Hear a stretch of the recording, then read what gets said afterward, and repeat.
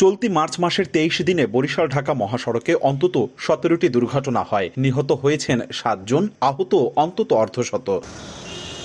ঈদ ঘিরে বরিশাল ঢাকা মহাসড়কে যাত্রীচাপ বাড়ায় পরিবহনের সংখ্যাও বেড়েছে। সেই সঙ্গে নসিমন থ্রি হুইলার ভটভটিও দাপিয়ে বেড়াচ্ছে। খোদ বাস মালিক নেতাদেরই অভিযোগ, ফিটনেসবিহীন লক্কর চক্কর বাস রং করে নতুনভাবে নামানো হচ্ছে মহাসড়কে। ঈদ যাত্রার নিরাপত্তায় এগুলো নিয়ন্ত্রণের দাবি তাদের। প্রতিটা গাড়ির কাগজপত্র, ট্যাক্স, ফিটনেস, রুট পারমিট হালনাগাদ আছে কিনা, হালনাগাদ না থাকলে চলতে পারবে না।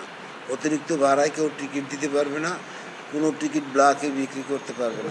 ফিটনেসবিহীন বাড়ি বা যে কোনো যেটা চলাচলের অনুপযোগী কোনো গাড়ি আমরা রাস্তায় চলতে দিব না।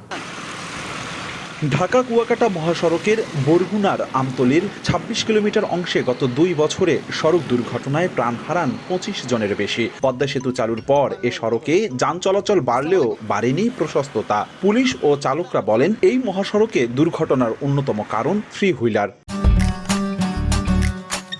আমি আর ম্যাগি, স্বাদ ও ভালোবাসার দারুণ জুটি ফ্রম নেসলে। আমতলীতে কিছু মহাসড়ক আছে যেটা আসলে মহাসড়ক বলা যায় না, ওখানে হাইওয়ে পুলিশের কোনো অবস্থান নেই। হাইওয়ে পুলিশ হইলে কাজে আরও সুবিধা হবে। সড়কের বিশৃঙ্খলা পিরোজপুরেও। বেকুটিয়া সেতুর কারণে যে গতি বেড়েছে, তাতে মহাসড়কে মরিয়া নসিমন থ্রি হুইলারের দাপট। সরু সড়ক ও প্রয়োজনের তুলনায় রাস্তা না থাকায় দুর্ঘটনা লেগেই আছে। এদিকে পটুয়াখালী কুয়াকাটা আঞ্চলিক মহাসড়কে চলছে ব্যাটারি চালিত Mahindra, CNG, auto rickshaw, easy bike সহ বিভিন্ন ধরনের ৩ চাকার যান।